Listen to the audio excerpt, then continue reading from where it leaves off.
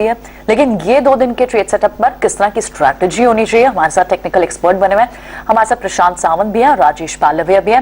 Good morning to both of you. पहले very quickly Rajesh आपसे निफ्टी के लेवल्स ले लेते हैं, फिर प्रशांत से बैंक निफ्टी के लेवल्स लेंगे। आज किन लेवल्स को आय करना चाहिए? 17,200 के तो हम कंफर्टेबली ऊपर क्लोज हुए कल, आप देख रहे हैं एक्सटेंड होगी रैली इसी एक्सपायरी में? Good morning Priyanka ji, good morning everyone. सो निफ्टी में बिल्कुल जिस तरीके से निफ्टी अब 17,200 के ऊपर ट्रेड कर रही है और अगर हम डेरिवेटिव डेटा भी देखें तो 17,000, 17,100, इवन 17,200 ये सारी स्ट्राइक्स पे पुट राइटर्स ने काफी एग्रेसिव पुट राइटिंग करी और ये दिखाता है कि अब बेस कहीं ना कहीं हायर साइड पे शिफ्ट होते हुए दिख रहा है। अगर हम वीकली सेटअप को एनालाइज करें, टेक्निकली भी अगर हम बात करें और टेक्निकल सेटअप के हिसाब से भी देखें तो वीकली क्लोज जो भी हुई है निफ्टी की अभी तक पिछले दिनों में जो गिरावट हुई है ऑलमोस्ट हम 17,000 के आसपास ही क्लोज हुए हैं और वो एक बेस कहीं ना कहीं नियर टर्म चार्ट पे बनते हुए दिख रहा है। हमें लगता है जिस तरीके के पुल बैक लास्ट वीक में और करंट वीक में भी कंटिन्यू होते हुए दिख रहे हैं, ये एक्सटेंड होना चाहिए 17,400 की तरफ, जो कि काफी इंपॉर्टेंट लेवल रहेगा निफ्टी स्पॉट के लिए। अगर 17,400 के लेवल को हम क्रॉस करते हैं तो ये रैली और भी एक्सटेंड होते हुए दिख सकती है। अगर हम देखें तो सारे सेक्टर्स में भी जहां पे एक ओवरसोल्ड जोन में सारे सेक्टर्स ट्रेड कर रहे थे, अब वहां पे कहीं ना कहीं एक रिकवरी का ट्रेड और शॉर्ट कवरिंग का ट्रेड भी बनते हुए दिख रहा है। तो उसमें हमें लगता है कि sector specific IT, pharma, FMCG, chemical space, ये सारे सेक्टर्स में एक अच्छा रिवर्सल के साइन बनते हुए दिख रहे। तो हमें लगता है कि यहाँ से कहीं ना कहीं एक मार्केट में एक स्ट्रेंथ आते हुए दिखेगी। हालांकि बैंकिंग स्टॉक्स में थोड़ा सा अभी भी अंडर परफॉर्मेंस है, बट हमें लगता है कि अब बैंकिंग स्टॉक्स भी काफी समय से लोअर साइड पे ट्रेड करते हुए दिख रहे हैं और कहीं ना कहीं एक लोअर साइड पे बाइंग इंटरेस्ट बनता हुआ दिख रहा है। तो वहां पे भी एक शॉर्ट कवरिंग का ट्रेड आते हुए दिख सकता है, जो कि निफ्टी को एक ब्रेकआउट के लिए बिल्कुल यहाँ से सपोर्ट देता हुआ दिखेगा। तो हमें लगता है 17,400 का ब्रेकआउट होने के लिए बैंकिंग स्टॉक्स कहीं ना कहीं निफ्टी में सपोर्ट करते हुए दिखेंगे।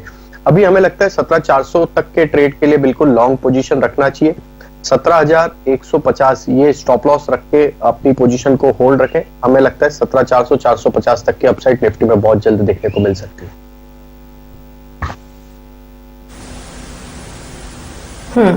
ओके, तो ये राय इस वक्त बाजार पर आपको दे दी गई, एक स्ट्रैटेजी सुझा दी गई है।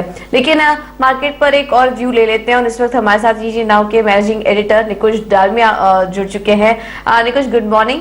पहले तो आपसे समझना चाहेंगे इस वक्त जो ग्लोबल क्यूज मिल रहे हैं वो तो मिले जुले हैं, लेकिन एक आंकड़ा जो कि आज आया है वो है FIS की तरफ से।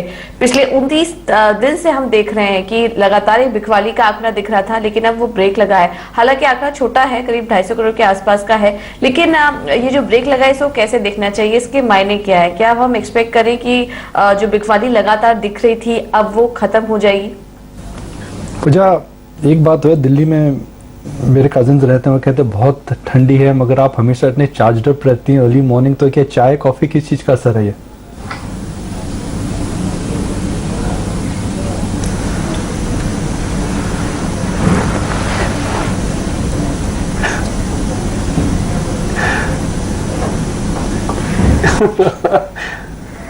शायद पूजा मेरे सवाल से रिएक्ट नहीं कर रही है। अब मुझे आवाज नहीं आई, पूजा को आवाज नहीं आ रही है कुछ। पर दिल्ली की आपने बात की तो मैं, डिम्पी, पूजा तीनों दिल्ली से हैं और वाकई दिल्ली की सर्दी ऐसी होती है, पूजा को देख के वाकई कहना चाहिए कि उनकी हिम्मत है कि वो इतनी ठंड में भी she is wearing summerish cloth. हाँ, तो मुझे लगा कि पूजा शायद ट्रैवल कर रही है, कहीं और से ज्वाइन कर रही है। डायरेक्टर ने बताया नहीं जी वो दिल्ली से ही ज्वाइन कर रही है, तो मैं पूछना चाहता था भाई क्या है ये, या तो दिल्ली में ठंड नहीं है, पूजा ट्रैवल कर रही है। मैं मुंबई में आज सुबह उठाता हूँ, मैं जल्दी उठता हूँ, तो जी मुंबई की सर्दी है और हम लोग मुंबई में सर्दी के आदी नहीं है, पर यहाँ पर जब कहते हैं ना जी कि 25 डिग्री से नीचे हो जाता है तो it's official winter in Delhi, and when it is below 30 it is official winter इन चेन्नई। तो दिल्ली में जी समरिश क्लोथ पहनना, तो मैं पूजा दिल्ली में हो ना आप?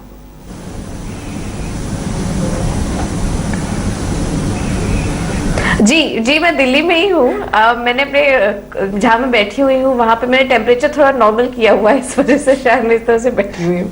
बट हाँ, ठंड काफी है यहाँ पर इस वक्त। देखिए, मार्केट की अगर बात करें तो मार्केट में बैंक निफ्टी में ठंड जरूर है और जबरदस्त इस समय अंडर परफॉर्मेंस आ रहा है। तो मैं हमारे प्रोड्यूसर से को रिक्वेस्ट करूंगा एक्सक्यूज मी, मैं रिक्वेस्ट करूंगा कि वो 2 ग्राफ दिखाएं। ग्राफ नंबर 1 निफ्टी को इस महीने क्या हुआ है, दूसरा बैंक निफ्टी को इस महीने क्या हुआ है, तीसरा आईटी इंडेक्स को इस महीने क्या हुआ है। तो अगर आप देखेंगे तो इस महीने, ये कल का चार्ट है शायद, तो इस महीने बैंक निफ्टी करीब करीब 1.5 से 2% नीचे है, मगर आईटी इंडेक्स इस समय जो कि एक आउट परफॉर्मिंग इंडेक्स है, जो कि काफी शानदार तरीके से आईटी इंडेक्स ने इस पूरे साल में आउट परफॉर्म करा है, उसके बावजूद IT index in the month of December, और अभी 3 दिन अभी भी बाकी हैं, क्या जबरदस्त उछाल दिया। देखिए बैंक निफ्टी आपके सामने, इस पूरे महीने में बैंक निफ्टी करीब करीब 3% नीचे है, आईटी इंडेक्स उसी समय में करीब करीब 10% ऊपर, 8.5-9% ऊपर है। तो the markets are telling you a story that there is severe underperformance in banks and there is severe outperformance in IT। आश्चर्य की बात यह है कि दोनों जो सेक्टर्स हैं ये FI ओन्ड सेक्टर्स हैं। IT के होल्डिंग अगर आप देखें तो बड़ी कंपनियों में FI की ओनरशिप काफी ज्यादा है और बैंक्स में भी FI की ओनरशिप ज्यादा है। तो मुझे क्या लग रहा है कि हालांकि FI सेलिंग चल रही है, वो बैंक्स बेच रहे हैं और IT खरीद रहे हैं, नहीं तो इस प्रकार का आउट परफॉर्मेंस रेयरली देखने को मिलता है। मगर एक बात तो तय है डिम्पी, प्रियंका, पूजा, कि अगर हम देखें कि इस मार्केट के अंदर कितनी हम काफी इंपॉर्टेंट फैक्टर्स हैं जो हमारे अगेंस्ट हैं। नंबर 1 ओमिक्रॉन वायरस का स्प्रेड, नंबर 2 फेड की commentary, number 3 FI selling, number 4 RBL bank में रिजर्व बैंक ऑफ इंडिया का मैंडेट। इन चीजों के बावजूद भी market is all set to close above 17,000, हम 2-3 इन एंड अराउंड 17,000। तो ये आपको क्या बताता है? आपको यही बताता है जी बुल मार्केट है। अगर आपने अपना होमवर्क सही समय में करा होता तो आज होमवर्क का बेनिफिट मिल रहा है, और जब मार्केट वापस आ रहा है तो होमवर्क करके आपने अगर शेयर लिए थे तो आपको उनके अंदर फुल मार्क्स मिल रहा है। तो डिम्पी, होमवर्क हमेशा करिए। मैं हमेशा बोलता हूँ लोगों को, होमवर्क करिए, होमवर्क करिए, होमवर्क करिए। होमवर्क सर कर रहे हैं, बिल्कुल कर रहे हैं, आपसे सीख सीख के होमवर्क भी कर ही रहे हैं। अच्छा, एक निकुंज जी, एक सर और पॉइंट था, FIs टिपिकली बड़े शेयर्स लेते हैं, लेकिन हमने S&P 500 के अंदर भी देखा है कि यहां पर भी नया हाई बना है। ये रिटेलर्स के कॉन्फिडेंस को तोड़ नहीं रहा है ओमिक्रॉन, ये रिटेलर्स के FIs की बिकवाली हुई है, ये रिटेलर्स के कॉन्फिडेंस को नहीं तोड़ रही है सर। तो इसको माने कि ये जो S&P 500 जो हमको इंडिकेट कर रहा है, ये इन डेप्थ रूटेड अच्छा है, मार्केट बेस अच्छा है मार्केट के पास। नहीं भी वही बात मैं दोबारा दोहराऊंगा। देखिए, आप देखिए इस महीने में शेयर बाजार के अगेंस्ट में काफी फैक्टर्स थे। FI सेलिंग, जो हम एक मैग्नीफाइंग ग्लास से देखते हैं, हम व्यू बनाते हैं, FI बेच रहा, मार्केट नीचे, FI ले रहा, मार्केट ऊपर जाएंगे। एक बड़ी बुनियादी पहलू से हम मार्केट का शॉर्ट टर्म व्यू बनाते हैं। FI सेलिंग है, फिर भी मार्केट टिका हुआ है, गिरा नहीं है जबरदस्त। फेड की कमेंट्री में चेंज है, फिर भी मार्केट टिका हुआ है। वायरस के स्प्रेड में इंक्रीज आ रहा है, मगर फिर भी वायरस टिका हुआ है, फिर भी मार्केट टिका हुआ है। तो market has manage to climb the wall of worry. मुझे चिंता क्या लगती है, या एक ग्रे क्लाउड मुझे क्या लगता है कि जो कल के जो आंकड़े आए हैं कोविड के, अब हमें पता नहीं उसके अंदर ओमिक्रॉन कितना है, उसके अंदर पुराना वर्जन, पुराना डेल्टा वेरिएंट कितना है, मगर जो नंबर में उछाल देखने को मिल रहा है, दिल्ली में लॉकडाउन, सेमी लॉकडाउन है, दिल्ली में रिस्ट्रिक्शंस आ रहे हैं, तो विल रिस्ट्रिक्शंस इंक्रीज, यानी इफ रिस्ट्रिक्शंस विल इंक्रीज, उसका सीधा असर पड़ेगा जी मल्टीप्लेक्स में असर पड़ेगा, ट्रैवल में असर पड़ेगा, टूरिज्म में असर पड़ेगा, हॉस्पिटैलिटी में असर पड़ेगा। QSR की काफी कंपनीज है, ट्रैवल टूरिज्म की काफी कंपनीज है। तो इन सेक्टरों में जो हम कहते हैं टिपिकल अनलॉक ट्रेड है, क्या वो अनलॉक ट्रेड वापस ट्रबल में आ सकती है? देखिए, मैं अभी फैमिली के साथ सोच रहा था कि जो लंबा वीकेंड आ रहा है, नई क्रिकेट पे जो पिक्चर आई हुई है 1983 में जाने का सोच रहा था, मगर अब लगता है जी वायरस स्प्रेड हो रहे हैं तो शायद थोड़ा रुक के जाऊं। तो इस प्रकार की साइकोलॉजी जब आने लगती है तो मार्केट के अंदर हम देख सकते हैं कि उन कुछ स्टॉक्स के अंदर जरूर एक गिरावट सी आ सकती है। कल आप देखिए आइनॉक्स नीचे था, PVR नीचे था, तो वह लेकर के एक चिंता तो नहीं, केयरफुल होना पड़ता है। दूसरी बात यह है प्रियंका, डिम्पी, पूजा की भगवान ना करिए वायरस स्प्रेड ज्यादा होता है और अगर इसके अंदर इंटेंसिटी बढ़ती है तो so then all bets are off. That is my only concern. Alright Nikunj, तो ये बड़ा कंसर्न तो है ही। एक डाउट तो ये भी आता है कि क्या केसेस वाकई इतने रियल हैं या फिर स्टोरी कुछ और है कि government is looking too cautious, और या फिर कुछ डिटेल्स अभी छुपाई जा रही हैं या क्लियर नहीं है कि जिसके चलते रिस्ट्रिक्शंस लगाई जा रही हैं, या it is a proactive approach. दोनों साइड की स्टोरी हो सकती है। बट गोइंग फॉरवर्ड आपसे ये भी समझना चाहेंगे कि रिलायंस के फ्रंट पर अब हमें, कल मुकेश अंबानी पहली बार अपनी लीडरशिप सक्सेशन प्लान को लेकर बोले हैं, उन्होंने बात की है। क्या लगता है, क्योंकि रिलायंस के 3 इंपॉर्टेंट वर्टिकल्स हैं, अगर लीडरशिप चेंज होती है, हालांकि अभी तो रिलायंस के पेरेंट कंपनी बोर्ड पर नहीं है, ये तीनों ही सब्सिडरीज की डायरेक्टर जरूर है, लेकिन अगर लीडरशिप चेंज होती है तो क्या फोकस कंपनी का चेंज हो सकता है? तीनों वर्टिकल में से किसी एक पर्टिकुलर वर्टिकल, जिस तरह की वो क्लीन एनर्जी पर ज्यादा फोकस कर रहे हैं, रिलायंस डेटा एंड कम्युनिकेशन पर ज्यादा फोकस कर रहे हैं, क्या आपको लगता है इस तरह की भी चेंजेस आ सकते हैं आगे आने वाले समय में? पूजा, देखिए, एक ये इतना इस सवाल का कोई आसान जवाब नहीं है, मगर अगर मैं try in between lines read करूं, if I try to do that, Mukesh Ambani ji ने एक प्रकार से स्पष्ट कर दिया है कि उनकी नई जनरेशन रिलायंस इंडस्ट्रीज की, उनकी मतलब अंबानी फैमिली की next generation is now ready to take the mantle forward. अगर आप देखें तो ईशा अंबानी और आकाश अंबानी कई समय से इन्वॉल्व हैं जियो की बिजनेस में, वो डे वन से इन्वॉल्व हैं, जियो लॉन्च में इन्वॉल्व हैं। और अगर आप देखें तो एजीएम्स में आकाश, नीता जी और ईशा जी आकर के अक्सर वो जियो लॉन्च और प्रोडक्ट लॉन्चेस के बारे में बताती हैं। तो एक नेचुरल सा सक्सेशन है। तो क्या ये नेचुरल सक्सेशन एक ऑब्वियस है? जी हाँ। मगर क्या ये नेचुरल सक्सेशन के वजह से रिलायंस के बिजनेसेस में कोई चेंजेस आएंगे? क्या इसको लेकर के रिलायंस को आगे पीछे स्प्लिट करा जा सकता है? क्या रिलायंस के अंदर डिफरेंट वर्टिकल्स बनेंगे और रिलायंस इवेंचुअली एक होल्डिंग कंपनी बन जाएगा? यह स्पेकुलेट करना बहुत मुश्किल है। आई वुड से दैट अभी हमें यह देखना चाहिए कि मुकेश अंबानी साहब ने एक मैसेज दिया है, जी मेरी नई जनरेशन रेडी है। और हर कंपनी के अंदर जब नई जनरेशन रेडी होती है तो थोड़े लीडरशिप चेंजेस आते हैं। तो उन्होंने इंडोर्समेंट दिया है कि भाई चिंता की बात नहीं है, नई लीडरशिप रेडी है, Reliance is in strong hands. Reliance के अंदर जियो का बिजनेस, टेलीकॉम का बिजनेस, क्लीन एनर्जी का बिजनेस, रिटेल का बिजनेस, इन बिजनेसेस पे अच्छा फोकस रहेगा। और हमारे रिलायंस के जो सीनियर एग्जीक्यूटिव्स हैं, they will support the transition of change in leadership. एक बात और है कि सेबी ने भी कहा है कि भाई आने वाले समय में सीएमडी और एमडी की जो जगह है आपको स्प्लिट करनी चाहिए। तो क्या यह एक कारण भी हो सकता है कि जिसकी वजह से नए चेंजेस और नई इंप्लीमेंटेशन देखने को मिले? तो एक ऑब्वियस सी बात है, मगर एक बात तो तय है that now you will see big changes as the new generation of Reliance of Ambani family now will be taking greater responsibility of running the company. बिल्कुल। So it's little early to comment on this. बिल्कुल point well taken. Thank you so much Nikunj, आज समय देने के लिए, इस analysis को हमसे शेयर करने के लिए बहुत बहुत शुक्रिया आपका।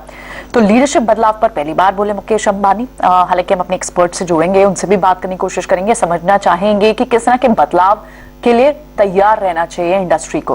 फिलहाल वक्त आगे बढ़ते हैं और दूसरे टेक्निकल एक्सपर्ट भी हमारे साथ बने हुए हैं। हमारे साथ प्रशांत सावंत भी हैं, उनसे भी एक बार बैंक निफ्टी पे नजरिया ले लेते हैं। प्रशांत, जो लगातार हम देख रहे हैं 2 दिन से तेजी बनी हुई है, इनफैक्ट कल जिस तरह से टर्न अराउंड हुआ, लेकिन बैंक निफ्टी ने इतना खास पार्टिसिपेट नहीं किया है। आप किस तरह की पोजीशंस देख रहे हैं? कैसे ओपन इंटरेस्ट, कौन कौन सी कॉल्स या पुट्स आप यहाँ पर हाईलाइट करना चाहेंगे जो स्ट्रेंथन करे थॉट कि बैंक निफ्टी भी अब प्रिपेयर्ड हो चुका है? डिम्पी इज वेरी क्लियर कि बेस बन रहा है, लेकिन क्या ये तेजी इस एक्सपायरी में दिख पाएगी? प्रियंका, डिम्पी, गुड मॉर्निंग, सभी दर्शकों को नमस्कार। और जहां तक मैं देख रहा हूं, दोनों को अगर मैं कंपेयर करूं एप्पल टू एप्पल, निफ्टी और बैंक निफ्टी को, निफ्टी ने एक बहुत स्लो स्टेडी डाउन ट्रेंड दिया हुआ है, जहां पे हर रैली अच्छे से सेल हो रही है और एक नया लो बनते जा रहा है। उसी के सामने मैं जब बैंक निफ्टी को देखूं तो उसने एक स्टीप फॉल दिया है और वहां से रैली आई है। दोनों ही चार्ट्स में एक दिन मुझे बहुत इंपॉर्टेंट दिखाई दे रहा है, वो है 13 दिसंबर का दिन। उस दिन का जो हाई बैंक निफ्टी और निफ्टी पे बना है, मैं एक बहुत बेसिक राय सभी को देना चाहूंगा, जब तक हम उसके ऊपर क्लोज नहीं देते, हम न्यू हाई या तेजी की बात ना करें तो बेटर होगा। इसकी वजह क्या है कि ट्रेडिंग, इन्वेस्टिंग ये साइकोलॉजी से बहुत रिलेटेड होता है। तो जब भी हम कहते हैं कि आप तेजी आएगी, हम सिर्फ लॉन्ग की तरफ देखते हैं। बट अगर हम इस एक दिन के हाई को नोटिस करें 13 दिसंबर के, आपको दिख जाएगा यहां से सबसे मेजर सेलिंग आई है, यहां से लोअर टॉप्स बनते गए हैं। तो एक बार हम उसके ऊपर क्लोज दे, यानी हम हायर टॉप्स बना रहे, तब डेफिनेटली हम ऊपर जाने की बात कर सकते हैं। अभी बैंक निफ्टी में मुझे क्या दिखाई दे रहा है, तो एक बहुत बड़ा गैप यानी एक रेजिस्टेंस मुझे दिखाई दे रहा है करीबन 35,750 से लेके 35,000 के बीच में, 35,200 के बीच में। तो अभी जो रैली आएगी करीबन 35,500, 35,300, 400, वो रैली मैं ट्रस्ट नहीं करना चाहूंगा जब तक हम 36,000 के ऊपर क्लोज ना करें। मैं इसके ऊपर भी 100 पॉइंट दूंगा।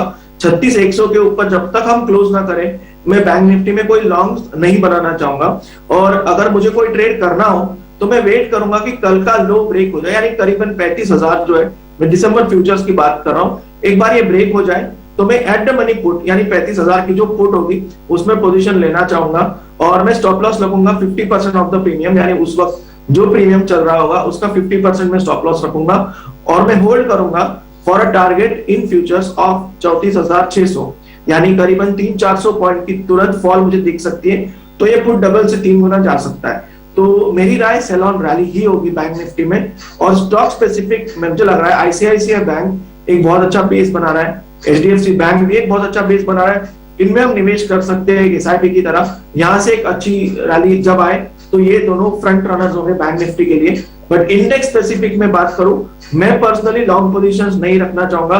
200 दिनों की ईएमए के नीचे हम चल रहे हैं, तो यहाँ पे जो रैली आएगी डेफिनेटली एक ये रैली और ये गैप बहुत बड़ा रेजिस्टेंस है, उसके ऊपर हमें ध्यान रखना चाहिए। एक ट्रेडिंग में कहावत होती है, trade what you see not what you feel. तो अगर मुझे मन में लगे कि रैली आ रही है इसलिए मैं लॉन्ग्स नहीं लूंगा, मैं वेट करूंगा इस गैप को क्लोज होने के लिए, उसी के बाद में लॉन्ग्स के बारे में सोचूंगा।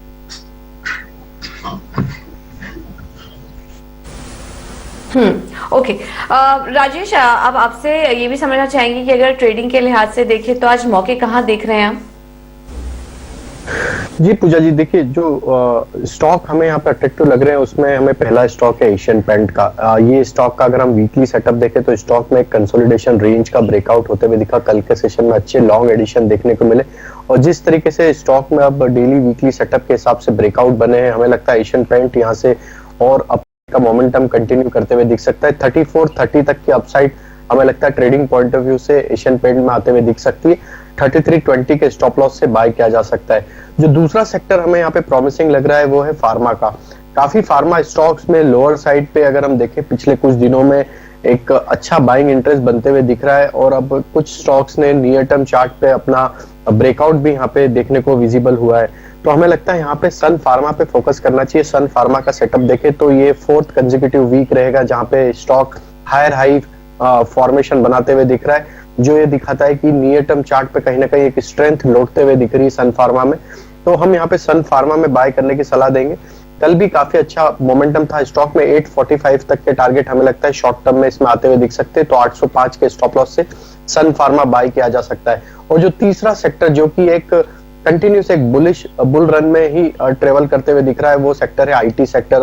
उस सेक्टर में हमें लगता है कि काफी अच्छा मोमेंटम यहाँ पे और भी कंटिन्यू होते हुए दिखेगा और ये एक क्लियर कट यहाँ पे बुलिश साइन पूरे सेक्टर में बने हुए हैं। तो इसमें एचसीएल टेक पे हम यहाँ पे बाय करने की सलाह देंगे। एचसीएल टेक का अगर हम सेटअप एनालाइज करें तो उसमें वीकली सेटअप के हिसाब से 6 से 7 वीक का एक कंसोलिडेशन रेंज का ब्रेकआउट लास्ट वीक में देखने को मिला है। करंट वीक में एक फॉलो अप बाइंग एक्शन देखने को मिल रही है और स्टॉक अभी पिछले वीक के हाई के ऊपर ट्रेड करते हुए दिख रहा है। और जिस तरीके से रेंज ब्रेकआउट हुआ है हमें लगता है एचसीएल टेक अब यहाँ से 1340 की तरफ बढ़ता हुआ दिख सकता है। तो 1250 के स्टॉप लॉस से एचसीएल टेक भी बाय करने की सलाह रहेगी।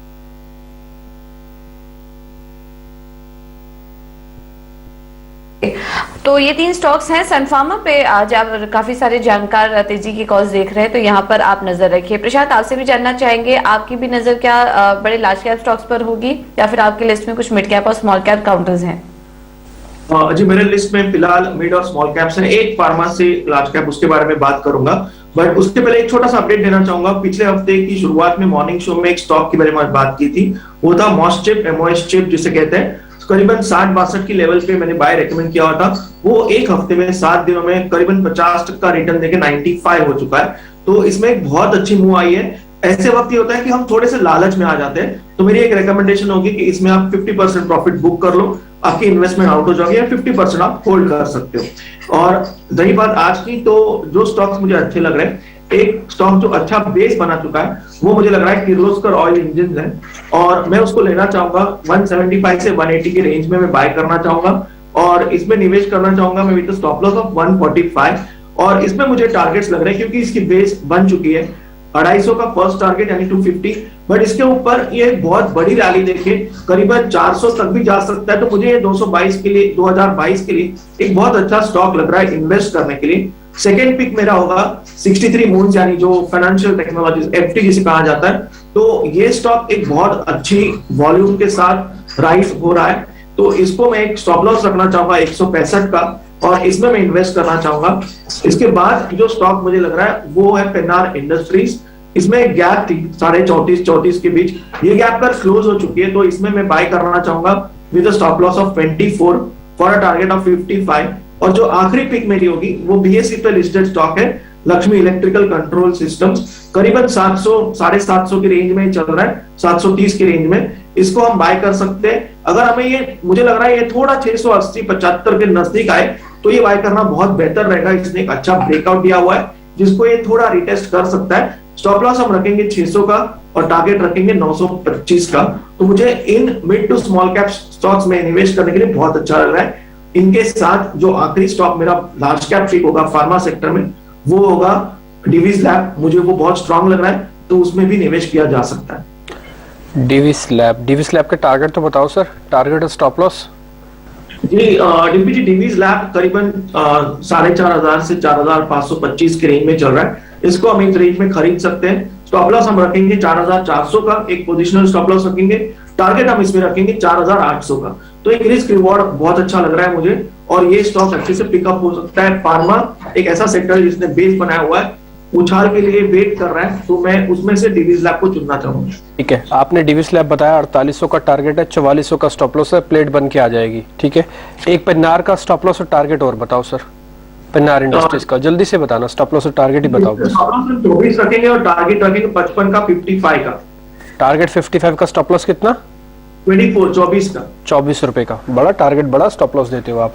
55 रुपए का टारगेट है और 24 रुपए का स्टॉप लॉस है। पन्नार इंडस्ट्रीज है। डिविस लैब आपने नोट कर लिया होगा। इससे पहले किर्लोस्कर ऑयल की प्लेट भी दिखा दीजिएगा और साथ ही ये लक्ष्मी इलेक्ट्रिकल जिसमें 925 रुपए का टारगेट है, ये भी आप अच्छे से नोट कर लीजिएगा।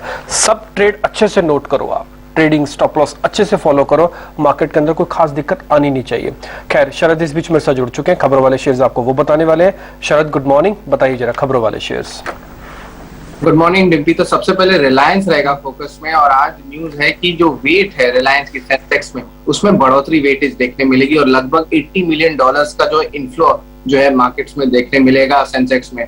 स्ट्रीट एक्सपेक्ट करी कि कल जो थर्सडे है वहां पे निफ्टी में भी बढ़ेगी रिलायंस की वेटेज और वहां पे $150 मिलियन यूएस का जो है इनफ्लोज एक्सपेक्टेड रहेगा। मुकेश अंबानी जी कल रिलायंस फैमिली डे में एक इम्पोर्टेंट स्टेटमेंट कहे थे कि जो लीडरशिप ट्रांजिशन की जो प्रोसेस है उसमें जो है तेजी देखने को मिली है और हाल ही में न्यूज आई थी कि जो सक्सेशन प्लान्स है वो वहां पे रिलायंस फोकस पे रहेगा। फार्मा स्टॉक्स भी रहेंगे फोकस में, doctor Reddy's, Natco pharma, Aurobindo pharma, Torrent pharma, ये सारे कंपनीज को जो है डीसीजीआई की अप्रूवल मिली है मोलनुपिराविर ड्रग के लॉन्च करने के लिए इंडिया में और ये सब कंपनी अपनी जेनरिक वर्जन्स लॉन्च करेंगी और ये ड्रग जो है बहुत इंपॉर्टेंट है कोविड रिसर्च के लिए क्योंकि देश भर में जो है। शरद, अभी मैं आपके पास आ रहा हूँ। ये जो आप खबर वाले शेयर्स बता रहे हैं ना, बहुत इंपॉर्टेंट है। एक बार आपसे वापस से समझते हैं सारे शेयर्स का पॉजिटिव नेगेटिव, लेकिन इस बीच क्योंकि कोविड का मामला गंभीर है इसलिए डॉक्टर्स ही बता पाएंगे इस समय की सिचुएशन क्या है। डॉक्टर बंसाली इस बीच मेरे साथ जुड़ चुके हैं, उनसे जरा करते हैं बातचीत। बहुत बहुत शुक्रिया डॉक्टर बंसाली, पहले तो इटिना स्वदेश को समय देने के लिए। जरा ये बताएंगे मैटर कितना सीरियस हो रहा है जबकि डबलिंग रेट, जो केस डबल हो रहे हैं वो थर्ड वेव में 4 दिन में ही हो गए।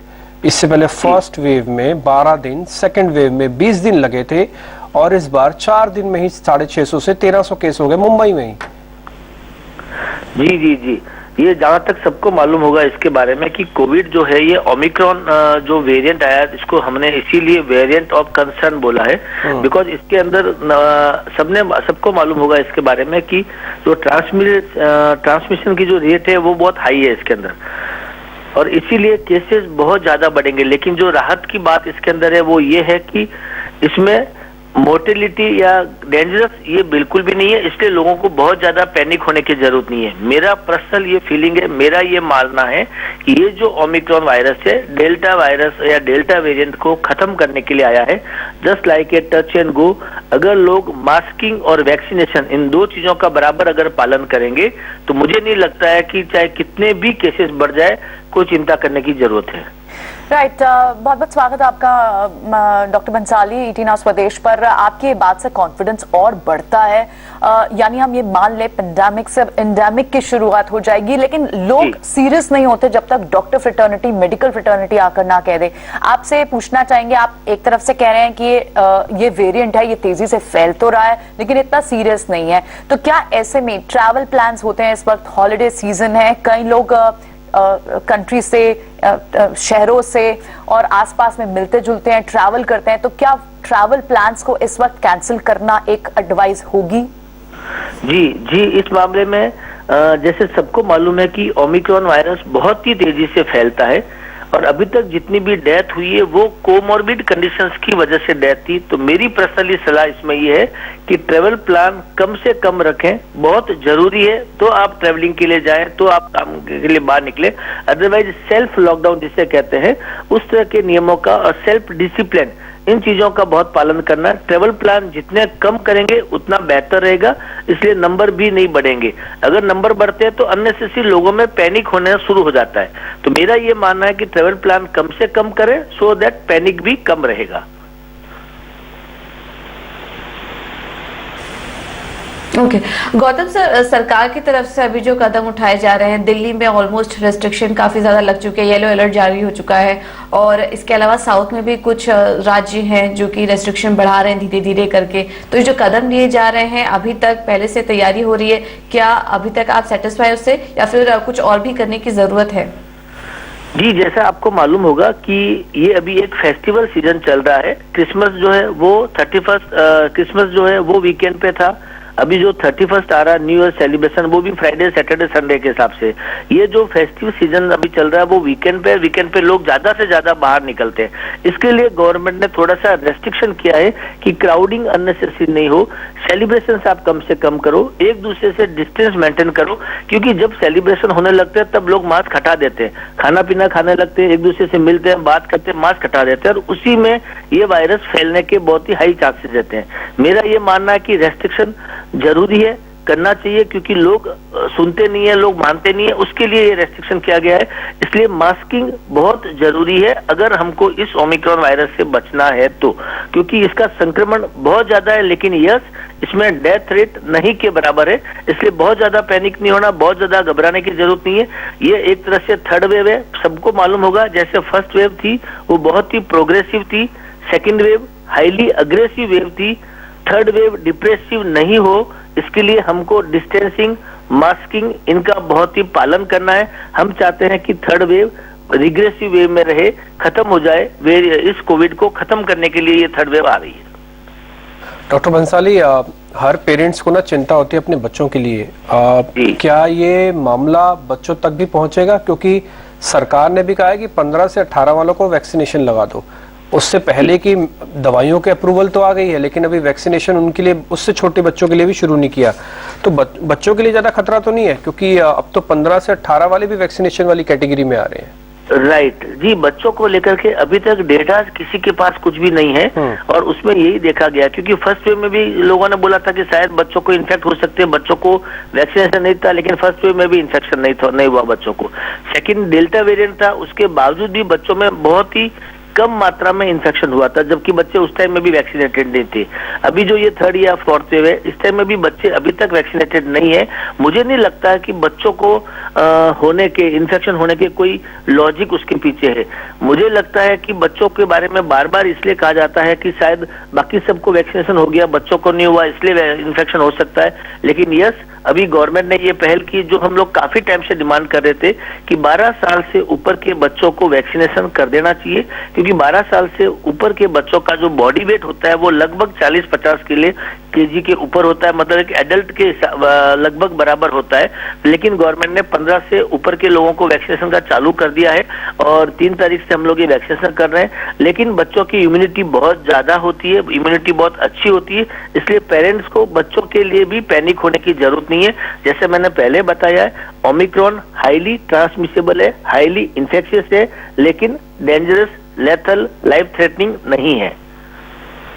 ठीक है गौतम बंसाली, बहुत अच्छा लगा आपसे बातचीत करके। बहुत सारे डाउट्स थे जो आपने आज एक ही झटके में सब क्लियर कर दिए। सावधानी तो खैर सबको रखनी है, ये मैसेज आपकी तरफ से भी है, हमारी तरफ से भी है, सरकार की तरफ से है। एक दूसरे को समझाएंगे, शायद बात बन जाएगी।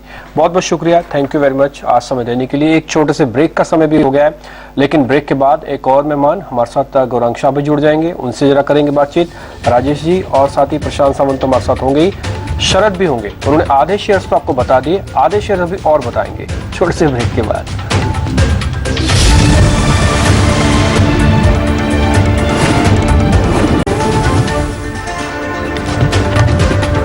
ब्रेक वाले पर फिर आपका स्वागत है। मेहमान तो हमारे साथ बने हुए, साथ ही शरद भी हैं जो आपको आधे शेयर्स बता चुके थे। शरद, आप रुके थे जब उसमें आप दवा के बारे में बता रहे थे, जिस दवा की कंपनियों को मंजूरी भी ली है, वहीं से शुरू कीजिए।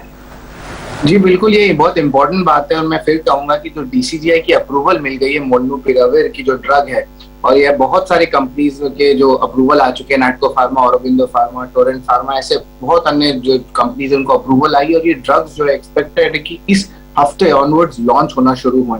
तो ये फार्मा पे फोकस, और टेक्सटाइल स्टॉक्स भी रहेंगे फोकस में, और सरकार ने जो टेक्सटाइल की जो PLSI की स्कीम की जो गाइडलाइंस है वो अब जारी कर दी है। और याद रखिएगा जो इनकी जो विंडो है, जो विंडो 1 से लेकर 31 जनवरी तक जो है खुली रहेगी, और ये 10,600 करोड़ का PLI स्कीम है, बहुत इंपॉर्टेंट इम्पैक्ट आज स्टॉक्स में मिल सकता है। रेमंड भी रहेगा फोकस में, रियल एस्टेट कारोबार के लिए उनकी एक नई यूनिट बनाई है, उसमें 150 करोड़ निवेश करेंगे। हमारा राजा बैटरीज भी फोकस में रहेगा, लगभग 10 मिलियन यूरोस का इन्वेस्टमेंट रहेगा नॉर्वे की एक लिथियम आयन बैटरी कंपनी पे, जो इनोवैट ऑटो करके नाम है, और ये रिसर्च में भी है, प्रोडक्शन में भी है। एक अच्छी ट्रिगर देखने मिल सकते हैं हमारा राजा बैटरीज के लिए। मजगांव डॉक जो लगभग 7 रुपए प्रति शेयर का इंटरिम डिविडेंड डिक्लेयर किए, और 7 जनवरी को रिकॉर्ड डेट रहेगा। बैंक्स में भी रहेगा फोकस में, जम्मू कश्मीर बैंक बलदेव प्रकाश जी को जो है CEO को तरह नियुक्त किया गया है, एक पॉजिटिव ट्रिगर रहेगा बैंक के लिए। इक्विटीज जो स्मॉल फाइनेंस बैंक है, यहाँ पे वासुदेव PNG को फिर से CEO की तरह नियुक्त किया गया है। और आखिर में मैं बात करूंगा इंडो अमाइंस का, उन्होंने 15 जनवरी को रिकॉर्ड डेट रखा है अपने स्टॉक स्प्लिट का, जो 2:1 पे है।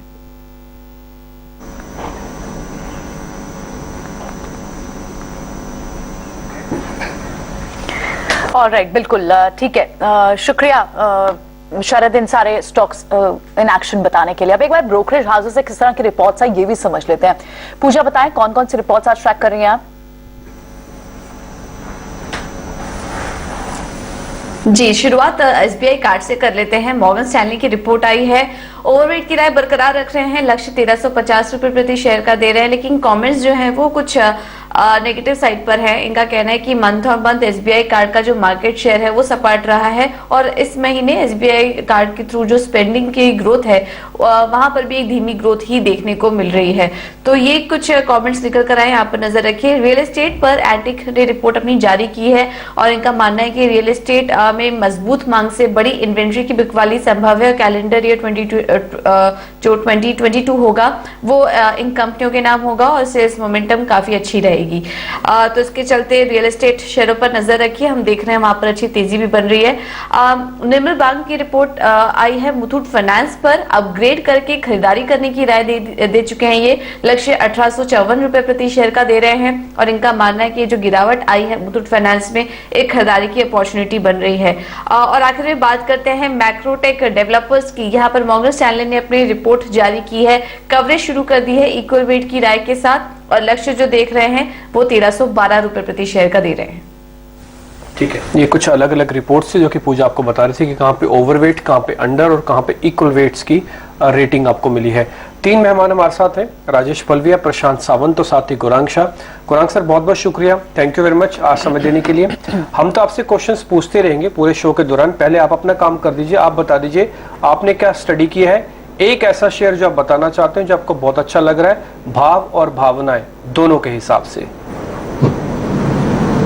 भाव महत्व है हमारे लिए, भावनाएं शेयर बाजार में अहमियत नहीं रखती है, और हम हमेशा यही राय देते हैं कि अपनी भावनाओं को अपने परिवार के साथ जोड़े, शेयर बाजार के साथ नहीं जुड़ना चाहिए, क्योंकि जब भी आप ऐसा करते हैं तब आपकी सेहत और पूंजी को हानि पहुंचती है। और सबसे पहले आपको और सभी को सुप्रभात हमारे तरफ से। तो भावनाओं को दूर रख के भाव को ध्यान में रखते हुए स्पेशलिटी एग्रोकेमिकल्स बनाने वाली एक कंपनी है, 750-60 के आसपास मेरे ख्याल से कल इसका भाव था बंद होने तक। UPL यूनाइटेड फॉस्फोरस लिमिटेड के नाम से जानी जाती थी पहले, अब इसका UPL नाम है। तो यहाँ पर हम खरीदारी की राय दे रहे हैं, और लक्ष्य के रूप में मध्यम से लंबी अवधि में 875 से लेकर के 900 तक के लक्ष्य हमने निर्धारित किए हैं। और एक कंपनी अगर मैं IT क्षेत्र में देखना चाहूँ तो पिछले थोड़े समय में हमने 1650 के आसपास टेक महिंद्रा में निवेश की राय दी है, और लक्ष्य के रूप में 2000 के लक्ष्य बहुत जल्द आने की संभावना है। और अगर नतीजे खरे उतरे डिम्पी, तो ये लक्ष्य हम ऊपर के तरफ भी और साधेंगे। और मुझे उम्मीद है कि पिछले 2 तिमाही में जिस तरीके से आंकड़े हमने टेक महिंद्रा की तरफ से देखे थे, मुझे तो बहुत उत्साह है तीसरी और चौथी तिमाही के नतीजे देखने के लिए और लक्ष्य को ऊपर लेके जाने के लिए। की तरफ से एक तो यूपीएल हुआ, दूसरा टेक महिंद्रा हुआ, ये कह रहे हैं कि दोनों शेयर्स पे आप ध्यान रख सकते हैं। ठीक है, आगे बढ़ते हैं। एसबीआई कार्ड्स पे ना नीचे आप देख पा रहे हैं मॉर्गन स्टैनले ने एक रिपोर्ट दी है और वो कह रहे हैं कि अभी 1200-1300 का हो जाएगा। प्रशांत जी, एक बार जरा एसबीआई कार्ड के चार्ट्स निकालिए और जरा देखिए, ये जो रिपोर्ट्स होती हैं थोड़ा लंबे अवधि के हिसाब से होती हैं, ये तो अपना बात बोलेंगे ही। आप बताइए, मान लीजिए मेरे को खरीदना हो तो मैं खरीद सकता हूँ क्या एसबीआई कार्ड्स? देखिए, एक बेस फॉर्मेशन इसका जिसे कहते हैं हो चुका है, तो अगर हम इन्वेस्टमेंट पर्सपेक्टिव से लेना चाहते हैं तो डेफिनेटली हम शुरुआत कर सकते हैं। एक स्ट्रिक्ट स्टॉप लॉस हमें मेंटेन करना होगा और वो स्टॉप लॉस होगा 865 का। इसलिए मैं थोड़ा सा वेट करूंगा कि मुझे ये जितना 900 के करीब मिले उतना बेहतर होगा। और जहां तक ट्रेडिंग की बात है, शॉर्ट टर्म ट्रेडिंग की बात है, तो इसमें मैं कोई भी लॉन्ग कॉल देना नहीं चाहूंगा, but from a portfolio perspective buying के लिए ये प्राइस बहुत अच्छी है।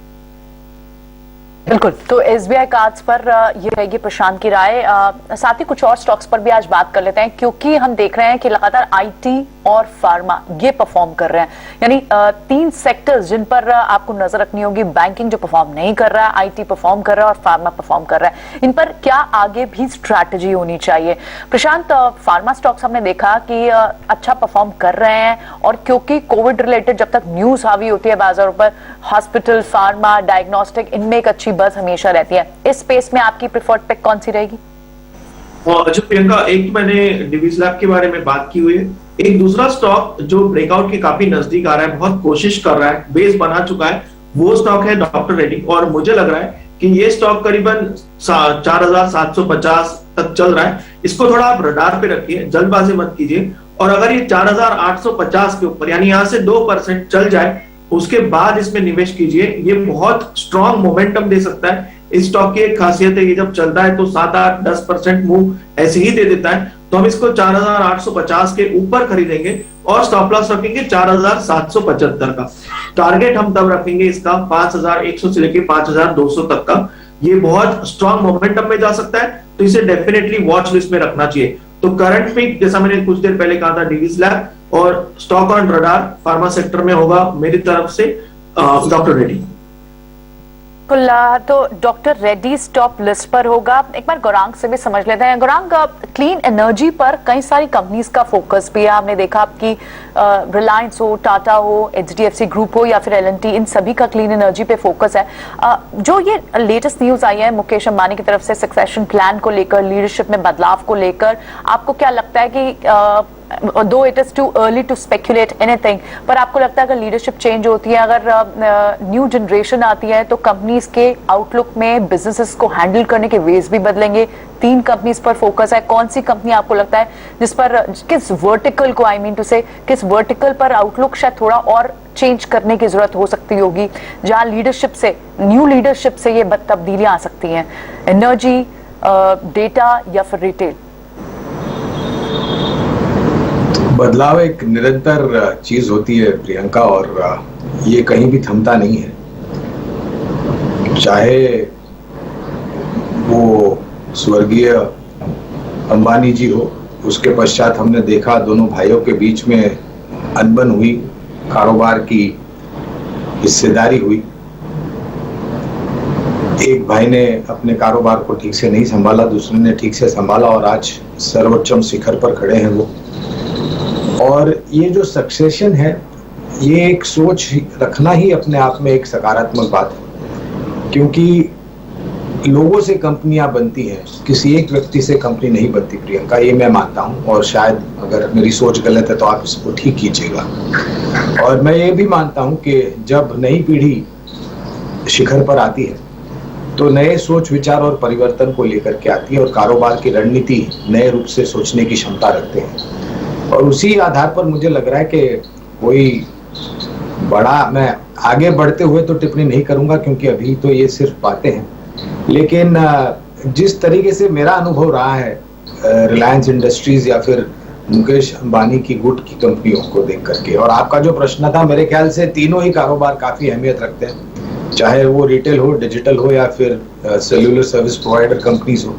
और जिस तरीके से ये तीनों ही नवयुग के कारोबार ने योगदान दिया है बैलेंस शीट पर, और आने वाले समय में पूरी संभावना है ये और भी योगदान देंगे। और जिस तरीके से क्लीन और ग्रीन एनर्जी में नक्शे कदम रखने की बात माननीय मुकेश अंबानी जी ने की है, ये भी रणनीति मेरे ख्याल से काफी सटीक और सकारात्मक साबित होगी कारोबार के लिए और बैलेंस शीट के लिए।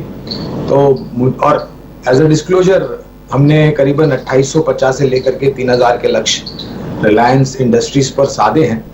ये इस खबर को लेकर के नहीं, लेकिन जो नतीजे हमने देखे हैं बुनियादी तर्क के आधार की मैं बात कर रहा हूँ। और मुझे पूरी उम्मीद है कि जो भी बदलाव आने वाले भविष्य में होंगे वो कंपनी के लिए, कंपनी के कर्मचारियों के लिए और शेयर धारकों के लिए काफी सकारात्मक साबित होंगे। अभी ब्रेक लेना है। ऑलराइट, तो ये राय गौरांग की दे दी गई है इस वक्त मार्केट पर, और इन्होंने काफी सारे सेक्टर्स पर भी चर्चा की है। एक छोटा सा ब्रेक लेंगे यहाँ पर, लेकिन आप बने रहिए हमारे साथ। ब्रेक के बाद प्री ओपन सेशन पर भी फोकस रहेगा और साथ ही साथ कुछ बड़े दिग्गज जानकारों की भी राय हम मार्केट पर लेंगे।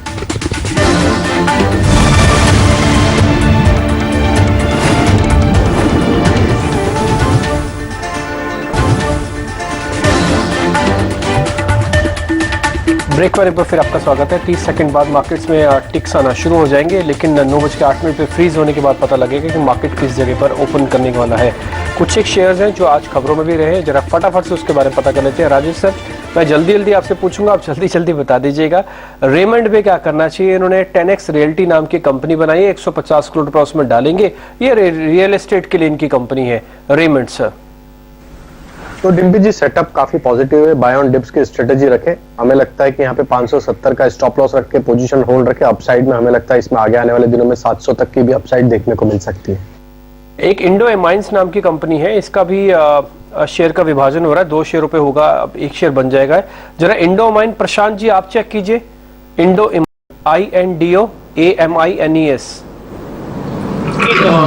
ये शेयर मुझे लग रहा है करीबन 220-21 चल रहा है। बट अगर मैं इसको जस्ट एक टेक्निकल चार्ट की तरह देखूं तो मुझे एक बहुत बड़ा गैप दिखाई देता है डेली चार्ट में, और वो गैप क्रॉस करना आसान नहीं होगा। वो 240 का जो रेजिस्टेंस है वो मुझे बहुत स्ट्रांग लग रहा है। तो इसमें मैं कोई लॉन्ग खबरों के बेसिस पे कोई लॉन्ग जाने की सलाह नहीं दूंगा। मैं कहूंगा वेट कीजिए। ये 220-25 चल रहा है, ये अगर 250 के ऊपर क्लोजिंग दे दे और इस बेरिश गैप को क्लोज कर दे तो ही इसमें निवेश करने के बारे में मैं पर्सनली सोचूंगा या सलाह दूंगा। इसके अलावा ना सरकार ने PLI स्कीम को मंजूरी दी थी और उसके डेट अब शुरू हो गई है। 1 से 31 जनवरी 2022 तक ये एप्लीकेशन की विंडो खुली रहेगी। एक बार जरा सेंचुरी टेक्सटाइल देखना प्रशांत जी, सेंचुरी टेक्सटाइल। डिम्पी जी, ये जो पूरा सेक्टर है काफी अच्छा मुझे लग रहा है। सेंचुरी टेक्सटाइल बहुत ही अच्छा, जैसे कि आपने कहा, बिल्कुल एक अच्छे सपोर्ट पे आया हुआ है। रैली अच्छी लग रही है, यहाँ की रैली की शुरुआत हो सकती है ऐसा लग रहा है मुझे। इस ब्रेकआउट को मैं ट्रस्ट करना चाहूंगा क्योंकि ये वॉल्यूम के साथ हुआ है, तो इसमें डेफिनेटली हम लॉन्ग जा सकते हैं। एक स्टॉप लॉस हमें मेंटेन करना होगा 875 का, 875, 870 तक रखो तो भी चलेगा। फर्स्ट टारगेट हम रखेंगे जो प्रीवियस हाई बनाता है, यानी 1000 का। बट मुझे लग रहा है इस बार ये स्टॉक अगर पिकअप हो जाए इस वॉल्यूम के साथ, ये प्रीवियस हाई को क्रॉस करके 1100 तक के लेवल्स भी दिखा सकता है। तो ये डेफिनेटली एक अच्छा पिक होगा। बॉक्स ब्रेकआउट है तो उतनी डेप्थ भी अगर रेप्लिकेट हो जाए, यानी जो उतनी जो डेप्थ हुई थी वो अगर ऊपर की तरफ आ जाए तो भी हम 1000-1100 की रेंज में पहुंच ही जाएंगे। ठीक है, बिल्कुल। तो ये राय रहेगी सेंचुरी टेक्सटाइल पर। तो आज टेक्सटाइल स्पेस पर भी फोकस होगा। यहाँ पर भी क्योंकि PLI स्कीम को मंजूरी पहले ही मिल गई थी, लेकिन अब इसका जो विंडो है वो ओपन हो चुका है जहां अप्लाई कर सकती है कंपनियां। फिलहाल एक बार आपको फिर से वो कॉन्वर्सेशन सुना देते हैं जो हमने आज मॉर्निंग में ET Now प्रदेश के मैनेजिंग एडिटर निकुंज डालमिया से कोरोना को लेकर, FIs के रुख को लेकर और आज किस तरह के सेक्टर्स या ईयर एंड पर किस तरह की स्ट्रैटेजी आगे कहाँ रनअप देखने को मिल सकता है, इन सारे मैटर्स पर जब बात की तो उन्होंने इस कॉन्वर्सेशन पर अपने एनालिसिस शेयर किया। शेयर बाजार के अगेंस्ट में काफी फैक्टर्स थे। FI सेलिंग जो हम एक मैग्नीफाइंग ग्लास से देखते हैं, हम व्यू बनाते हैं, FI बेच रहा मार्केट नीचे, FI ले रहा मार्केट ऊपर जाएंगे। एक बड़ी बुनियादी पहलू से हम मार्केट का शॉर्ट टर्म व्यू बनाते हैं। FI सेलिंग है फिर भी मार्केट टिका हुआ है, गिरा नहीं है जबरदस्त। फेड की कमेंट्री में चेंज है फिर भी मार्केट टिका हुआ है। वायरस के स्प्रेड में इंक्रीज आ रहा है मगर फिर भी वायरस टिका हुआ है, फिर भी मार्केट टिका हुआ है। तो market has manage to climb the wall of worry. मुझे चिंता क्या लगती है या ग्रे क्लाउड मुझे क्या लगता है कि जो कल के जो आंकड़े आए हैं कोविड के, अब हमें पता नहीं उसके अंदर ओमिक्रॉन कितना है, उसके अंदर पुराना वर्जन, पुराना डेल्टा वेरिएंट कितना है, मगर जो नंबर में उछाल देखने को मिल रहा है, दिल्ली में लॉकडाउन, सेमी लॉकडाउन है, दिल्ली में रिस्ट्रिक्शंस आ रहे हैं, तो विल रिस्ट्रिक्शंस इंक्रीज, यानी will if restrictions will increase, उसका सीधा असर पड़ेगा जी मल्टीप्लेक्स में असर पड़ेगा, ट्रैवल में असर पड़ेगा, टूरिज्म में असर पड़ेगा, हॉस्पिटैलिटी में असर पड़ेगा, QSR की काफ़ी कंपनीज हैं, ट्रैवल टूरिज्म की काफ़ी कंपनीज हैं। तो इन सेक्टरों में जो हम कहते हैं टिपिकल अनलॉक ट्रेड है, क्या वो अनलॉक ट्रेड वापस ट्रबल में आ सकती है? देखिए, मैं अभी फैमिली के साथ सोच रहा था कि जो लंबा वीकेंड आ रहा है, नई क्रिकेट पे जो पिक्चर आई हुई है 1983 में जाने का सोच रहा था, मगर अब लगता है जी वायरस स्प्रेड हो रहा है तो शायद थोड़ा रुक के जाऊं। तो इस प्रकार की साइकोलॉजी जब आने लगती है तो मार्केट के अंदर हम देख सकते हैं कि उन कुछ स्टॉक्स के अंदर जरूर एक गिरावट सी आ सकती है। कल आप देखिए आयनॉक्स नीचे था, PVR नीचे था, तो वह लेकर के एक चिंता तो नहीं, केयरफुल होना पड़ता है। दूसरी बात यह है प्रियंका, डिम्पी, पूजा की भगवान ना करिए वायरस स्प्रेड ज्यादा होता है और अगर इसके अंदर इंटेंसिटी बढ़ती है तो so then all bets are off, that is my only concern. तो इस महीने बैंक निफ्टी करीब 1.5 से 2% नीचे है, मगर आईटी इंडेक्स इस समय जो कि एक आउट परफॉर्मिंग इंडेक्स है, जो कि काफी शानदार तरीके से आईटी इंडेक्स ने इस पूरे साल में आउट परफॉर्म करा है, उसके बावजूद IT index in the month of December, और अभी 3 दिन अभी भी बाकी हैं, क्या जबरदस्त उछाल दिया। देखिए बैंक निफ्टी आपके सामने, इस पूरे महीने में बैंक निफ्टी करीब 3% नीचे है, आईटी इंडेक्स उसी समय में करीब 10% ऊपर, 8.5-9% ऊपर है। तो the markets are telling you a story that there is severe underperformance in banks and there is severe outperformance in IT। आश्चर्य की बात यह है कि दोनों जो सेक्टर्स हैं ये FI ओन्ड सेक्टर्स हैं। IT के होल्डिंग अगर आप देखें तो बड़ी कंपनियों में FI की ओनरशिप काफी ज्यादा है और बैंक्स में भी FI की ओनरशिप ज्यादा है। तो मुझे क्या लग रहा है कि हालांकि FI सेलिंग चल रही है, वो बैंक्स बेच रहे हैं और IT खरीद रहे हैं, नहीं तो इस प्रकार का आउट परफॉर्मेंस रेयरली देखने को मिलता है। मगर एक बात तो तय है डिम्पी, प्रियंका, पूजा, कि अगर हम देखें कि इस मार्केट के अंदर कितनी हम काफी इंपॉर्टेंट फैक्टर्स हैं जो हमारे अगेंस्ट हैं। नंबर 1 ओमिक्रॉन वायरस का स्प्रेड, नंबर 2 फेड की commentary, number 3 FI selling, number 4 RBL bank में रिजर्व बैंक ऑफ इंडिया का मैंडेट। इन चीजों के बावजूद भी market is all set to close above 17,000, हम 2-3 इन एंड अराउंड 17,000। तो ये आपको क्या बताता है? आपको यही बताता है जी बुल मार्केट है। अगर आपने अपना होमवर्क सही समय में करा होता तो आज होमवर्क का बेनिफिट मिल रहा है, और जब मार्केट वापस आ रहा है तो होमवर्क करके आपने अगर शेयर लिए थे तो आपको उनके अंदर फुल मार्क्स मिल रहा है। तो डिम्पी, होमवर्क हमेशा करिए। मैं हमेशा बोलता हूँ लोगों को, होमवर्क करिए, होमवर्क करिए, होमवर्क करिए। चलिए, बिल्कुल। तो ये सारे की फैक्टर्स जिन्हें ध्यान में जरूर रखना होगा। एक और इम्पोर्टेंट अपडेट जो प्रकाश के पास है, इनफैक्ट एक्सक्लूसिव खबर है, गवर्नमेंट का, सरकार का FY22 के लिए जो डिसइन्वेस्टमेंट का टारगेट है वो पीछे चल रहा है और लगभग 50 से 55 हजार करोड़ रुपए पीछे चल रहा है। और ऐसे में अगर कोरोना की तीसरी लहर आ जाती है तो LIC की IPO में देरी हो सकती है। तमाम सारी डिटेल्स हैं, एक्सक्लूसिव खबर है प्रकाश के पास, आइए उनके पास चलते हैं। प्रकाश, बताएं क्या कुछ इंपॉर्टेंट क्रूशियल डिटेल्स है आपके पास? देखिए, जो जानकारी हमें मिल रही है उसके हिसाब से सरकार चालू वित्त वर्ष में अपने विनिवेश टारगेट से एक बड़े अंतर से पीछे रह सकती है, जो कि करीब 50 से 55 हजार करोड़ रुपए के आसपास का हो सकता है। अगर आप इसकी तुलना टारगेट से करें जो कि 1,75,000 करोड़ रुपए के आसपास है, और वो भी उन परिस्थितियों में जब सरकार चालू वित्त वर्ष में LIC का IPO लाने में सफल हो जाए। सरकार को LIC के IPO से करीब 1 लाख करोड़ रुपए मिलने की उम्मीद है, लेकिन अगर LIC का IPO नहीं आ पाता है या फिर जिस तरीके से देश में ओमिक्रॉन के मामले बढ़ रहे हैं और तीसरी लहर की स्थिति बनती है और LIC का IPO अटक जाता है, फिर ये अंतर कितना बड़ा होगा उसका अंदाजा आप इसी बात से लगा सकते हैं कि अभी तक सरकार को PSUs में माइनॉरिटी स्टेक सेल के जरिए या फिर प्राइवेटाइजेशन के जरिए 12,300 करोड़ रुपए ही हासिल हुए हैं। ये स्थितियां इसलिए बन रही है क्योंकि जो बड़े विनिवेश है, चाहे वो BPCL का है या IDBI का है, वो होता हुआ नहीं दिख रहा है चालू वित्त वर्ष में, क्योंकि काफी ड्यू डिलिजेंस जो है अभी बाकी है। अभी तक सरकार को एयर इंडिया और CEL के ही पूर्ण विनिवेश में सफलता हासिल हुई है चालू वित्त वर्ष में। हालांकि सरकार का यह मानना है कि वो NINL और पवन हंस लिमिटेड का विनिवेश भी अगले कुछ दिनों में कर लेगी, क्योंकि सारी प्रक्रियाएं पूरी हो गई हैं और अब ये कंक्लूडिंग स्टेज में है। साथ ही साथ BEML और शिपिंग कॉर्पोरेशन के भी विनिवेश को पूरा करने की उम्मीद सरकार जता रही है, और अगर ऐसा हो जाता है तो पवन हंस लिमिटेड से करीब 350 करोड़ रुपए मिल सकते हैं और BEM और शिपिंग कॉर्पोरेशन से सरकार को करीब 3600 करोड़ रुपए मिलने की उम्मीद है। तो 5-6 ट्रांजैक्शन हो जाने के बावजूद भी चालू वित्त वर्ष में सरकार अपने टारगेट से काफी पीछे रह सकती है।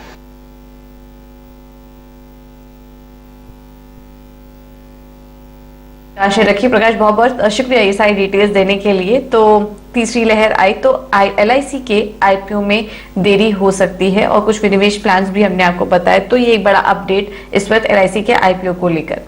अब आगे बढ़ते हैं और प्री ओपनिंग की भी शुरुआत हो चुकी है। बाजार पर इस वक्त नजर डालेंगे तो लाल निशान में शुरुआत होते हुए दिखाई दे रही है। निफ्टी करीब 13 अंक नीचे दिख रहा है, सेंसेक्स भी लाल निशान में शुरुआत होते हुए नजर आ रही है। और जो गेनर्स हैं उसमें टॉप में देखिए सन फार्मा है आज, M&M, ONGC, सिप्ला, तो फार्मा स्टॉक्स में आज अच्छा मोमेंटम देखने को मिल रहा है। वहीं दूसरी तरफ पावर ग्रिड में कमजोरी और कुछ चुनिंदा मेटल स्टॉक्स में भी हम देख रहे हैं और IT में भी आज कमजोरी देखने को मिल रही है। पावर ग्रिड में लगातार एक कमजोरी बनी हुई है। राजेश, इस पर राय दीजिए, पावर ग्रिड के शेयर में क्या करना चाहिए? हम देख रहे हैं कि निफ्टी में लगातार अगर कुछ लूजर्स की बात करें तो ये एक नाम ऐसा रहता है जो कि अक्सर शामिल रहता है लूजर्स की लिस्ट में। आज भी कमजोरी के साथ शुरुआत होते हुए दिखाई दे रही है। चार्ट्स पर क्या लग रहा है आपको? पूजा जी, देखिए स्टॉक में अगर हम देखें तो पिछले दिनों में काफी अच्छा मूव बना था, लेकिन स्टॉक एक रेजिस्टेंस जोन जो कि इसका है करीब 215 के आसपास, उसको निकाल नहीं पाया और वहां से सप्लाई जरूर बना है। लेकिन अगर इसके ओवरऑल सेटअप को एनालाइज करें तो स्टॉक एक बुलिश जोन में ही ट्रेड करते हुए दिख रहा है। हमें लगता है अगर कोई डिप मिलती टुवर्ड्स 200, 198, ये एक बाइंग अपॉर्चुनिटी होगी स्टॉक में बाय करने के लिए। स्टॉक एक स्लो मूवर है, तो इसको अगर स्लोली एक्यूमुलेट करे तो हमें लगता है कि आगे आने वाले दिनों में ये अच्छा अप मूव दे सकता है। तो 200 के आसपास अगर ये स्टॉक अवेलेबल होता है तो बिल्कुल बाय करने की सलाह रहेगी। 195 स्टॉप लॉस होगा, 215 पहला लक्ष्य होगा, वो क्रॉस होने के बाद हमें लगता है स्टॉक काफी अच्छा अप मूव यहाँ से कंटिन्यू करते हुए दिख सकता है।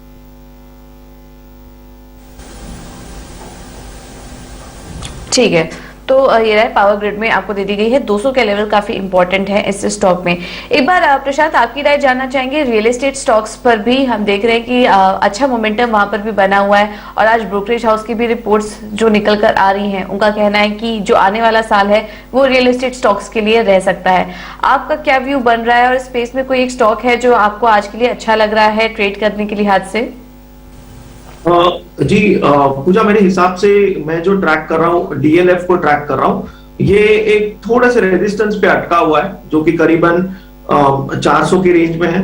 और ये स्टॉक डेफिनेटली मैं आज के हिसाब से नहीं बट एक medium term to short term के हिसाब से यानी अगले 10 से 15 दिनों के लिए मैं ट्रैक कर रहा हूँ। ये 385 चल रहा है, अगर ये 400 के ऊपर निकल जाए तो मुझे ये बहुत अच्छा लग रहा है for a quick target of 450, और तब मैं स्टॉप लॉस रखना चाहूंगा 385 का यानी 385। तो इस सेक्टर में मुझे DLF बहुत स्ट्रांग लग रहा है, बेस बन चुका है और बस एक थोड़ी देर के लिए मैं वेट करूंगा कि 400 के ऊपर निकल जाए, पोजीशन इसमें ली जा सकती है। ठीक है, आज मार्केट्स में जो गैप अप होता है ना, एक तो वो नहीं है, गैप डाउन वाली सिचुएशन नहीं है, ये कई दिनों के बाद हो रही है। पहला पॉइंट, एक भी शेयर ऐसा नहीं है जो कि 1% ऊपर हो या फिर 1% नीचे हो। मेरी स्क्रीन पे जो निफ्टी 500 का भी शेयर है उसमें जो 1% ऊपर है यानी करीब करीब 1% ऊपर है वो है अरविंदो फार्मा, और जो सबसे ज्यादा गिरावट वाला शेयर है वो है NMDC जिसकी क्वार्टरली परसेंट गिरावट से थोड़ी ज्यादा है 0.75%। यानी कि आज ज्यादातर शेयर आपको फ्लैट मिलने वाले हैं। तो आज लेवल फील्ड अच्छा है, आज यहाँ पे आपको गैप ज्यादा नहीं मिल रहा। इसके अलावा 2-3 शेयर और हैं जो कि इंटरेस्टिंग है, जहां पर आज अच्छी बढ़त के साथ ओपनिंग हो रही है। उसमें श्रीराम सिटी 2.5%, ये कैश वाला सेगमेंट। अमर राजा बैटरी 1.5%। ये अमर राजा बैटरी प्रशांत जी जरा चेक कीजिए, जरा जल्दी से बताइए इसमें क्या करना है।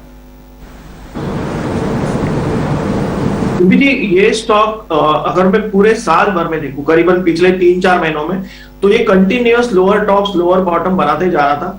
अब मुझे लग रहा है कि इसने एक बेस बना दिया है, तो मैं इसमें फ्रॉम एन इन्वेस्टमेंट पर्सपेक्टिव एक पोर्टफोलियो के हिसाब से अगर देखूं तो इसमें हम पोजीशन बना सकते हैं। और जो सेलिंग इसमें हुई थी कुछ दिनों पहले वो रिजेक्ट हुई है, उसी को मैं स्टॉप लॉस रखना चाहूंगा, यानी 580 के स्टॉप लॉस से मैं लेना चाहूंगा। मुझे ये 600 और 620 की रेंज में लेने के लिए अच्छा लग रहा है। 580 का स्टॉप लॉस स्ट्रिक्टली मेंटेन करेंगे, क्योंकि अगर ये इसकी डाउन ट्रेंड रिज्यूम करें तो हमें यहाँ से निकल जाना होगा। और यहाँ अगर बेस बन जाए 580 का स्टॉप लॉस ट्रिगर ना हो तो हम इसमें टारगेट्स डेफिनेटली रख सकते हैं। फर्स्ट टारगेट होगा 665 का 665, और इसके ऊपर ये ब्रेकआउट देके सीधा 720 725 तक के टारगेट भी दे सकता है। तो ये रिस्क रिवॉर्ड बहुत अच्छा है। क्योंकि ये बेस की तरफ है, तो इसमें हम निवेश कर सकते हैं। स्पीड से शेयर फायर कीजिएगा, मैं जल्दी जल्दी आपको बताता हूँ। रिलायंस इंडस्ट्रीज जिस पे आज खबर थी सक्सेशन प्लान को लेकर, वो शेयर आज 7 रुपए गिरावट के साथ। आरबीएल जो 2-3 दिन से फोकस में है, कल तो ठीक ठाक बंद हो गया था हर निशान में, आज फिर से फ्लैट है। तीसरा टायर स्टॉक्स में अपोलो टायर, सीएट, ये सब दिखा दीजिए क्योंकि कल इन सब की क्लोजिंग बहुत अच्छी थी। आज का ओपनिंग ठीक है, अभी तक अपोलो टायर्स ठीक दिख रहा है, सीएट भी दिखाइए, या सीएट भी ठीक ही दिख रहा है। एक दूसरे शेयर आपको 2 लैब वाले दिखाने होंगे, एक तो मेट्रोपॉलिसिस और दूसरा दिखाना होगा लाल पैथ लैब, क्योंकि कोविड के केसेस बढ़ रहे हैं तो इन दोनों के अंदर की शुरुआत ठीक हो रही है। यस, लाल पैथ लैब भी ठीक खुल रहा है। मेट्रोपॉलिसिस तो डिहाई पे था, आज भी 13 रुपए ऊपर है। एक जिसका नुकसान होगा वो होगा पीवीआर को। एक बार जरा पीवीआर का शेयर भी दिखा दीजिए, पीवीआर और इंडिगो दोनों दिखाना आप। इंडिगो भी देख लेते हैं क्या हो रहा है, 14 रुपए नीचे पीवीआर खुल रहा है। इंडिगो भी शायद फ्लैट टू नेगेटिव ही खुलना चाहिए। यस, ये भी 10 रुपए की गिरावट के साथ खुल रहा है। तो ये आज के कुछ एक शेयर्स है, आप ज्यादा नोटिस इन सब शेयर्स पे कीजिएगा न्यूज और इन सब चीजों की वजह से। ओपनिंग बता रही है आपको प्रियंका, 50 सेकंड रह गए हैं। बिल्कुल, चलिए तो देखना होगा इन सब स्टॉक्स पे। रिलायंस की आप बात कर रहे थे, रिलायंस पे एक और न्यूज है क्योंकि इसका वेटेज बढ़ना है निफ्टी पे, सेंसेक्स पे, देखना होगा। कल हमने देखा कि जिस तरह से वॉल्यूम्स थे, जिस तरह से उसमें अपटिक दिख रहे थे, देखना होगा कि किस तरह से आज रिलायंस खुलता है। फिलहाल एक हल्की गिरावट की तैयारी हो रही है, थोड़े से माइनर लॉस के साथ खुलता हुआ दिखाई दे रहा है Nifty, bank Nifty, let's see. लेकिन 17,200 के ऊपर जिस तरह से हम क्लोज हुए कल, और क्योंकि एक इंपॉर्टेंट रेजिस्टेंस की बात हो रही थी, उसके ऊपर खुलने का मायने बहुत सारे थे। खुलने के आज मायने बहुत सारे होंगे। एक देखते हैं कि सांता रैली वाकई में, यूएस में तो कहा जा रहा है कि वहां तो शुरू हो चुकी है, यहाँ पर कल पहला दिन था और आखिरी के 5 दिन दिसंबर के और शुरुआत जनवरी के 5 दिन, इन्हें टिपिकली आइडियली सांता रैली कहा जाता है। तो देखना होगा कि आज यहाँ पर सांता रैली कंटिन्यू रहती है या नहीं। और बाजार अब खुल चुके हैं 17,220 के पास खुलते हुए हम दिखाई दे रहा है with a minor loss of 15 odd points. Bank Nifty पर लगभग 70 पॉइंट्स का दबाव। निफ्टी की अगर आप बात करें तो इस वक्त जो इनिशियल टिक्स आ रहे हैं उसमें आपको दबाव पर जो काउंटर्स दिख रहे हैं, जहां अच्छी बढ़त पावर ग्रिड पहले कई दिनों से रही, वहां थोड़ी प्रॉफिट बुकिंग दिखाई दे रही है। आपको दूसरे जो काउंटर्स दिख रहे हैं उसमें आपको स्टील पैक से टाटा स्टील दिख रहा है, इनफैक्ट टाटा पैक का ही दूसरा counter Tata Motors. Auto pack आपको लीड ड्रैग करते हुए दिखाई दे रहे हैं, टाटा मोटर्स हो, मारुति सुजुकी हो, यहाँ गिरावट है। बैंक निफ्टी की गिरावट का बड़ा रीजन है एचडीएफसी बैंक 1% नीचे दिखाई दे रहा है। बजाज फाइनेंस, बजाज फिनसर्व, यहाँ थोड़ी गिरावट है। बजाज फिनसर्व पूरे साल देखें तो इसने अच्छे रिटर्न किए, one of the top counters of Nifty जो रहे हैं उनमें बजाज फिनसर्व भी है, लेकिन आज बजाज फाइनेंस और फिनसर्व पे थोड़ा सा प्रेशर दिखाई दे रहा है। सो बैंकिंग स्पेस से क्लियरली प्रेशर माउंट होता हुआ दिखाई दे रहा है और वो निफ्टी को नीचे की तरफ, बैंकिंग स्टॉक नीचे की तरफ ड्रैग जरूर कर रहे हैं।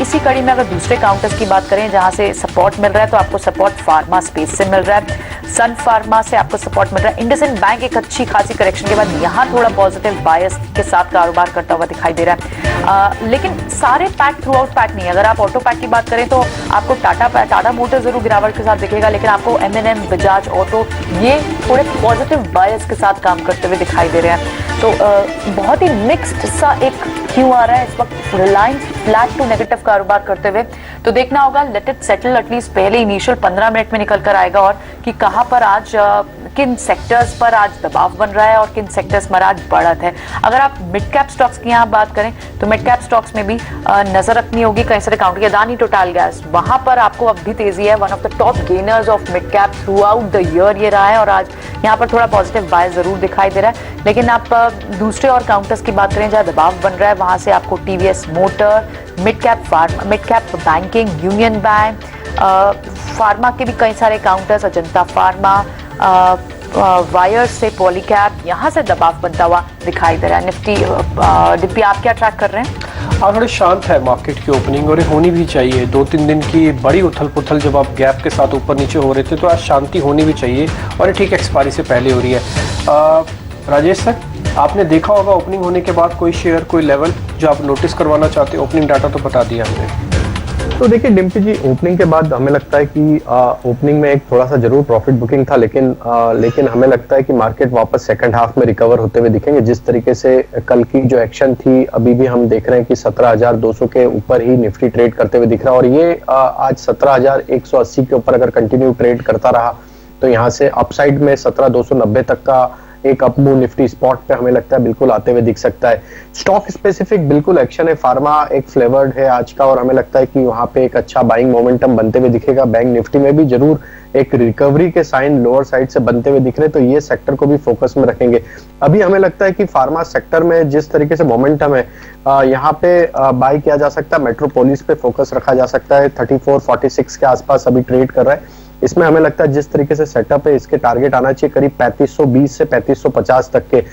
स्टॉप लॉस सजेस्ट करेंगे इसमें 3380 का। और दूसरा स्टॉक जो हमें टायर स्पेस से अट्रैक्टिव लग रहा है वो है अपोलो टायर का। इसमें ओपनिंग के बाद से बाइंग इंटरेस्ट वापस बनते हुए दिख रहा है। कल भी काफी अच्छा accumulation through out the session देखने को मिला है। अपोलो टायर को भी बाय किया जा सकता है। 216 रुपए के आसपास अभी स्टॉक ट्रेड कर रहा है। इसमें हमें लगता है ड्यूरिंग द डे टारगेट आना चाहिए करीब 224 से 226 तक के। स्टॉप लॉस सजेस्ट करेंगे 211 के आसपास का।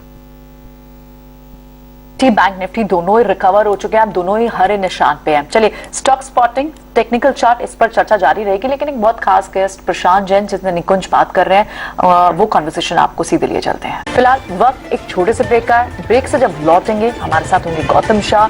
नजरिया होगा बाजारों पर अगले साल के लिए मैक्रो फ्रंट पे बहुत सारी बातें। ये interesting conversation ET Now Sudesh पे देखिए, कहीं मचा आएगा।